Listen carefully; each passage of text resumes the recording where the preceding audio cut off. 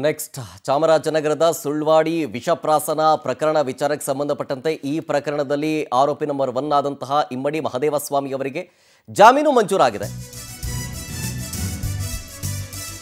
2018ರಲ್ಲಿ ಆಗಿದ್ದಂತಹ ಪ್ರಕರಣ ನಿಮ್ಮೆಲ್ಲರಿಗೂ ನೆನಪಿರಬಹುದು. ಸೊ ಈ ಕೇಸಿನಲ್ಲಿ ಆರೋಪಿ ನಂಬರ್ 1 ಆಗಿದ್ದವರು ಇಮ್ಮಡಿ ಮಹದೇವಸ್ವಾಮಿ ಅವರು.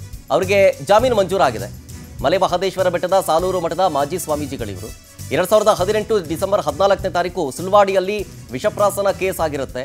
ಮಾರಮ್ಮನ ದೇವಸ್ಥಾನದಲ್ಲಿ ಪ್ರಸಾದ ಸೇವಿಸಿ ಸಾವು ನೋವುಗಳು ಸಂಭವಿಸಿರುತ್ತೆ. ಈ ಕೇಸ್ನಲ್ಲಿ ಆರೋಪಿ ನಂಬರ್ 1 ಆಗಿರುತ್ತಾರೆ ಇವರು.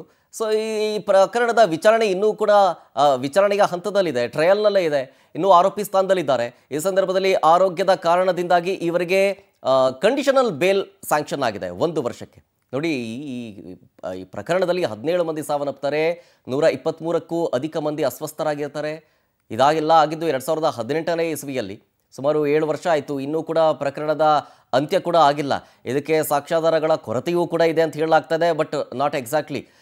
ಅದ್ರ ಬಗ್ಗೆ ಇನ್ನೂ ಕೂಡ ವಿಚಾರಣೆ ಆಗ್ತಾ ಇದೆ, ಸಾಕ್ಷಿಗಳ ವಿಚಾರಣೆಯೂ ಕೂಡ ಆಗ್ತಾ ಇದೆ. ಈ ಬೆನ್ನಲ್ಲೇ ಆರೋಗ್ಯದ ಕಾರಣದಿಂದಾಗಿ ಅವರಿಗೆ 1 ವರ್ಷದ ಕಂಡೀಷನಲ್ ಬೇಲ್ ಆಗಿದೆ. ಮಾರಮ್ಮನ ದೇವಸ್ಥಾನದಲ್ಲಿ ವಿಷ ಪ್ರಸಾದವನ್ನು ಸೇವಿಸಿ ಅಸ್ವಸ್ಥರಾಗಿದ್ದರು, ಸಾವು ನೋವು ಆಗಿತ್ತು. ಇಡೀ ದೇಶವೇ ತಿರುಗಿ ನೋಡುವಂಥ ಪ್ರಕರಣ ಆಗಿತ್ತು.